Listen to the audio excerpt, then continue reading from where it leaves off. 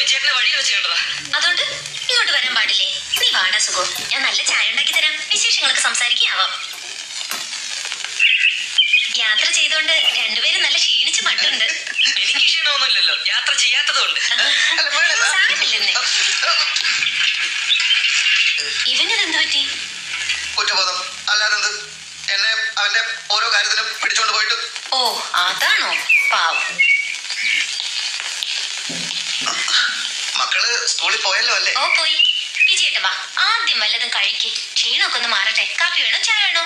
ആദ്യം ഒന്ന് കുളിക്കണം. അത് ചായ കുടിച്ചിട്ടാവാം. ചായ ഞാൻ കുടിച്ചതാ. അതെയോ? അപ്പോ കുളിക്കാൻ പച്ചവെള്ളം ചൂടുവെള്ളം?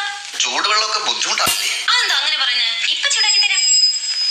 അത് വേണ്ട ചായ, പച്ചവെള്ളമാണ് സുഖം. എനിക്ക് ബുദ്ധിമുട്ടാവുന്ന കരുതി. അതുകൊണ്ടല്ല.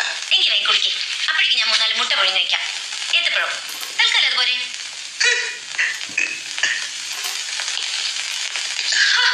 ഇരിക്കണോ? വേഗം കുളിക്കൂന്നേ. ആ പാൻറ്റൊക്കെ ഒന്ന് ഊരിയട്ടെ.